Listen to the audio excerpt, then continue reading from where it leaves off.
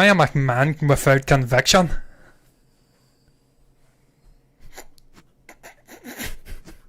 Hello and welcome back to another television review from MBE.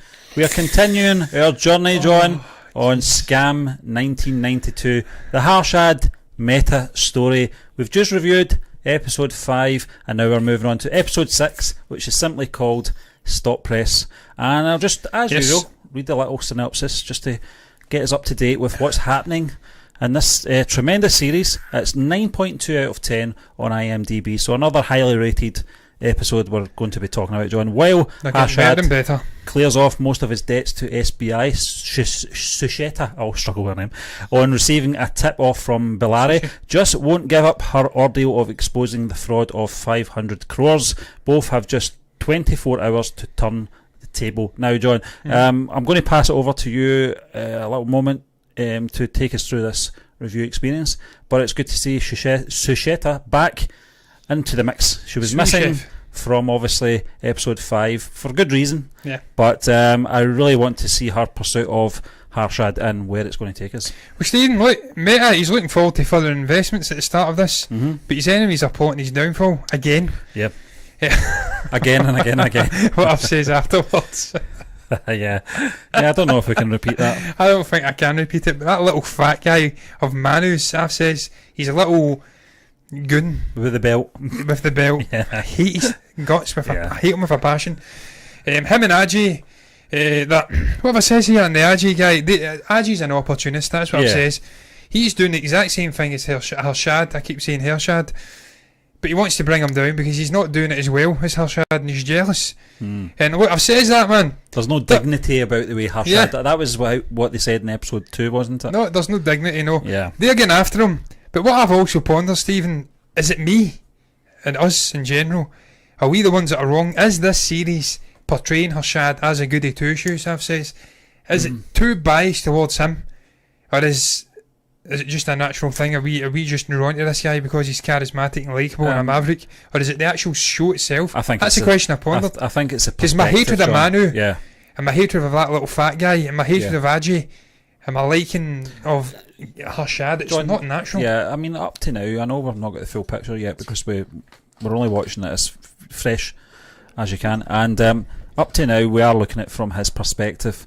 When you're looking at all the other players in this episode, this series even, they're all doing the same as what Harshad is doing. They've done it, that's what they do, but he does it so much better. That's the problem. There seems to be a lot of jealousy creeping into all these other groups, and if you like the likes of Manu and AJ or Ajay, people like him, they're not squeaky clean either. They're not goody two shoes, but Harshad is almost like dare I say it, he's like a modern day Robin Hood. You know, he's stealing from the rich to sort of share the wealth, if you like. Everyone's a winner, that's what they keep saying. He's the biggest winner, but they keep saying winning. Everyone's getting a slice of the pie, if you like, but they don't like the way that he's doing it, especially Susheta. She is making it her life's ambition to pursue and expose him, because financially she believes that he is morally wrong in what he's doing, but this is one of my favourite episodes actually from the series so far, John, just because of I think this is the most we see of Susheta as well, and the series up to now as well, and what she's doing. And the other good thing about this episode is that it's picking up from the first episode. We're getting the informants already told her what's happening, and now we're getting to see what happens next. Sharad Bellary, he meets with her. We see it happening again. He disappears. Taxi. Probably because he doesn't have evidence. He's just been given a tip off by AJ and one of his goons, and he disappears. But Susheta's not happy with that. She has the bit between her teeth. She's wanting to go after Harshad, bring him down. Her and her journalist partner in crime, they begin to expand his scamming ways. I've said she wants to reignite bring the word scam to the forefront of everyone's mind. Someone criticises her saying the word scam, too much scamming. You do realise you can see financial fraudulence and fraud and stuff like that. She says but in a couple of years, Scam's going to be at the forefront of everyone's mind in India, and probably because of what she does with Harshad. She's probably right. But you're right, Stephen. It's probably the most interesting episode yet. We've seen Harshad, his upbringing. We've bonded with this guy. It's now focusing on bringing this guy down.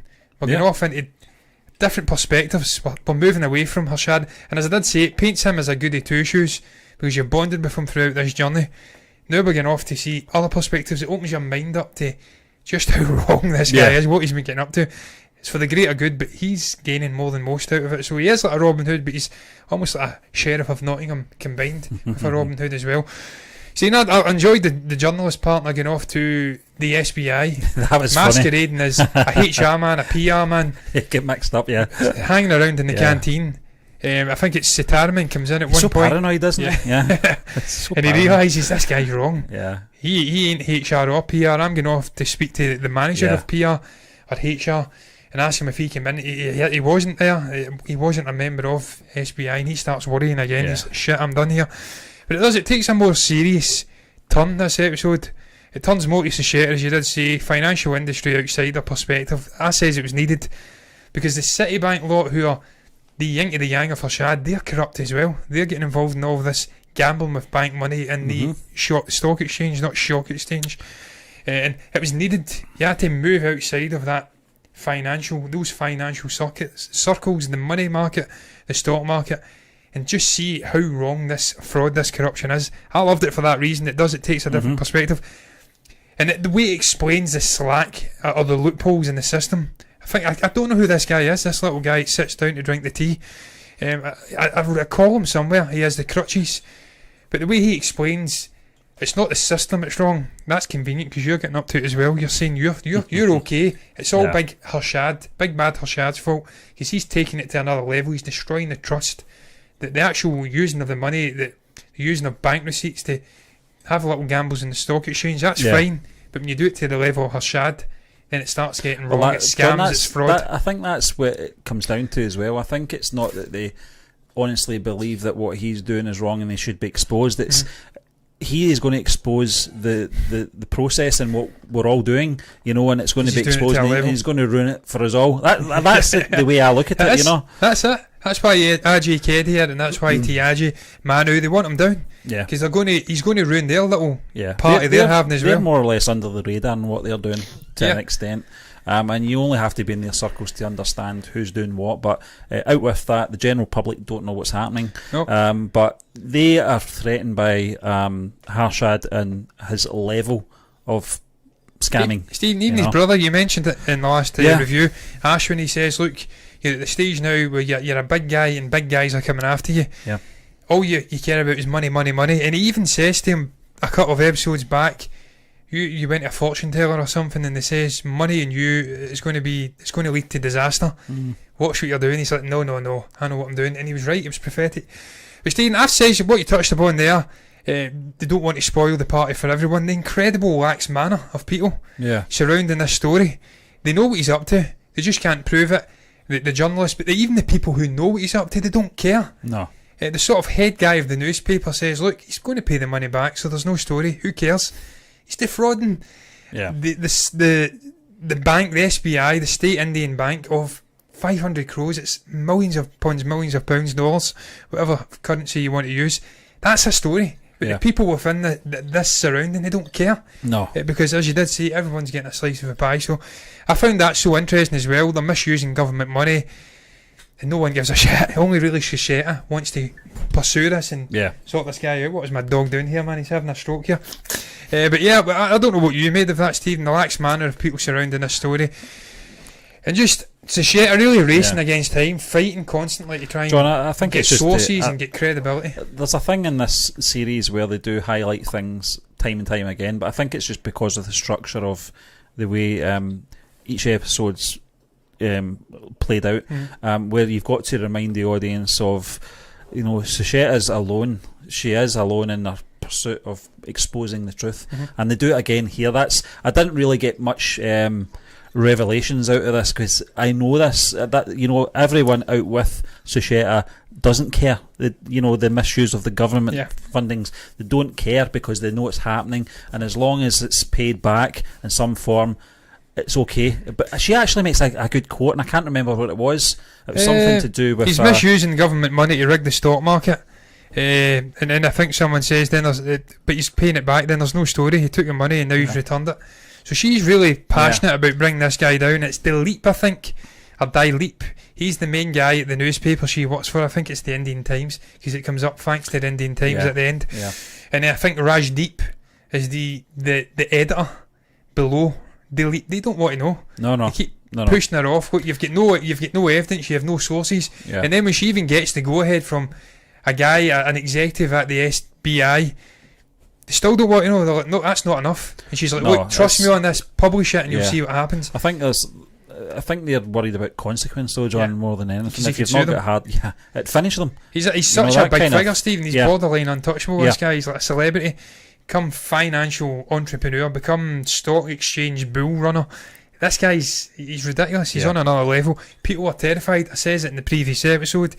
Even when they know that he's used 500 crores of their money, he's coming into the room and he's laying down the law. The tea's very bitter in here. Make sure it's sweet next time. This guy doesn't give a shit. He's a huge figure. Well, it was sweet the next time. But it was sweet the next time. But I tell you what, he falls a bit in this, Stephen, because he's swimming in his pool. He gets a phone call from Sucheta. His face falls. At the end, his face falls big time. That was a good conversation between the two of them, because so you're denying it? That was the first time that she had the upper hand, in their sort of conversations. Stephen, she's the only character in this entire story that stands up to him, that's not odd in all of them, that doesn't want anything from him, and therefore there's a famous saying, I can't recall what it is, man, but probably within this, trust is the key. She's the only person that genuinely can go after this guy and topple him. Everyone else is in awe, they're scared of him. Something's preventing them, bringing them down. Self-interest. And the funny thing is, out of all the characters, she is probably the one that Harshad respects the most as well. Yeah. And I think it's because of her integrity. Yeah. And that's what he doesn't have, in a sense. He has no integrity. Yeah. Because he's all about money. He admires it, yeah. He does. Stephen, she's got a race against time in this, man, to find sources. I love this rush. It's one day it's taking place, and she has to get the story out that night before the stock exchange strike. The joys of working for a newspaper, John. Joys of what? Yeah, you know about that, Stephen. You work for multiple newspapers. Was it the Herald, the Times, not the Guardian? Deadlines as the game. Deadlines, coding and stuff like that, man. I tell you what, man, I admire your job, but I don't grudge the pressures, because I've got a privileged lifestyle here, man. I have no pressure. She has got pressure on this episode. She's getting major pressure in this episode. She's got an editor and a newspaper head who are reluctant. I've said something in this I can't repeat. Sucheta's been stubborn. How can you publish a story about a celebrity without any evidence? You can't publish that word. Yeah, you can't publish that word after all. I've made a word up and it's great. If she wants a scoop, tell her to go and get some ice cream. And I love this. I love that her fighting. It's almost like, what's that famous thing, man? The bull guy and the guy fighting against him. What's he called? Greek mythological story. I can't even recall the name of it. Terrible, man. Terrible. What is wrong with me, man? The sort of Taurus figure that he fights. It's a famous story. The underdog going against a big bull, in a sense. Yeah, David and Goliath. Jesus Christ. God, it's getting late here, guys. You must forgive me. But yeah, man, she goes after him, and look, the shot of her sleeping at her desk, and the lights are all going out. That's dedication for you, man. I'm sure you've not even done that, Stephen. Yeah, John, I'll tell you, I know I'm digressing here. It was a short story, right? But very similar. When I was watching this episode, I was like, that was me a couple of years ago at Hampden Park. I used to work for Hampden, or I used to work within Hampden, and I was working that late that the front doors were locked and the lights were out down at reception, and I panicked. I had to phone my boss. I was like, I can't get out of this stadium, and I don't want to leave the doors unlocked, because if something happens, this is big news. That people broke into the National Stadium. But I've been there time and time again, John. The last one out, first one in, last one out, putting the lights on in the morning, switching the lights off at night. Absolutely, that's Sucheta. That's how you get the story, the story out, the job done. And look, the story starts publishing. I love that scene. She's sleeping. Little guy, her colleague, comes to wake her up, and then the other colleague is kind of stabbed her in the back. He has took out Harshad's name. He's made him anonymous. The cat's out the bag though, and it was a great scene, Stephen. Her getting recognition for her hard work, but kind of being stabbed in the back too. She's happy, but she's conflicted. Yeah. She wants him outed, and he's right though. The colleague's right. It's the best way to do it. The story gets out there, but they don't name names, so there's no comeback. So they've outed this guy. It's going to get outed sooner rather than later. Anyway, his name. I think that was down to the source that wanted to keep his name out. Yeah. If he had said, "I'm okay for you to use my name," then they would have used Harshad's name because they would have the source to fall back on. Anything that was accused towards Harshad would fall back on the source and not the newspaper. Dean, I loved the scene of the old guy as well on the bike, taking all the papers out. That was a great little scene. Yeah. And the music, man, I love the music in this. I love the intro music and the little saxophone. I think it's a sax. Yeah. For the somber moments, there's great music in this. Technically, it's brilliant. I really love the shots. Spoke about the overhead desk scene in the last episode. There's some great shots, and none more so in the final shot of this episode. I says it's like the Last Supper. Is it Michelangelo who done that? I may be wrong. I think it was, but you're right. And I never looked at it that way. But the phone ringing, it's the first time you actually see Harshad very stationary in the series as well. He's looking at paper. He doesn't. He's dumbstruck. He doesn't know what to do. Can't believe they published this. Yeah, exactly. Thought it was untouchable. Yeah, exactly. And he's been knocked down. He's been brought back down to earth. Yeah, he thought he was 6 crores away. He was about to open the stock market up and earn it back. Everything's hunky dory. He's in his pool on top of this skyscraper, this penthouse, and it's all crumbling around him now. And the way that it just slowly panned out, the wide shot of the four of them sitting at the table, as I did say, it reminded me of the Last Supper, famous painting of Jesus and all of the apostles trying. There's also frantically. John, just when you're talking about that, just remember his wife in that shot as well. There is a few scenes with him and his wife that we've not really seen since the first episode. Yeah, in the bed. She brings back that saying he said to his old father. Yeah. Remember, you can't light the night; it holds all your secrets. That was a great. There was a scene in the car as well. They were stuck in a traffic jam. But apart from that, it was mostly just. It was a very dark episode, I felt. It was, and Stephen, it needed it. It really did need it. We've been light and airy around this guy. It's been financial circles we've been in. AJ Keddy, the Citibank cartel, Manu and his goons, all of these people who are within the stock market, within the financial circles. So you're blinkered. It's got a biased perspective. When you step out of that and you start seeing things from Sacheta, her journalist friends, and from people outside of the financial circles, you realise this is corruption. It's wrong. He's defrauding the country, he's defrauding the state bank, he's defrauding governmental money. It is wrong, even though he's a charismatic maverick guy, ultimately he's well wrong. And when you take a step out in these 2 episodes, it really does show you how wrong the guy is. And this is why I'm enjoying this, man. We're seeing multi-perspectives, multi-characters. It's intelligent storytelling, structures, and within the actual season itself. It's brilliant, man. And look, overall thoughts, because we're ending this now. Yeah. I'm going to end it. I don't know if you're done, Stephen. John, this is the thing about television reviews. They're not. We can't. Some people are saying we should try and cut them down to 15, 20 minutes. But I think when we're doing it live and there's 2 of us, so the conversation is going to obviously bounce back and forth. And we can't edit, obviously, the review because it's live. I'd love to be a stockman. Yeah, well. 5-minute video. Wouldn't we all? But I think overall thoughts, John. Up to this episode, we were getting an episode where Harshad was on the rise. It was a good ending for him, and then we were getting one that was probably not so good for him.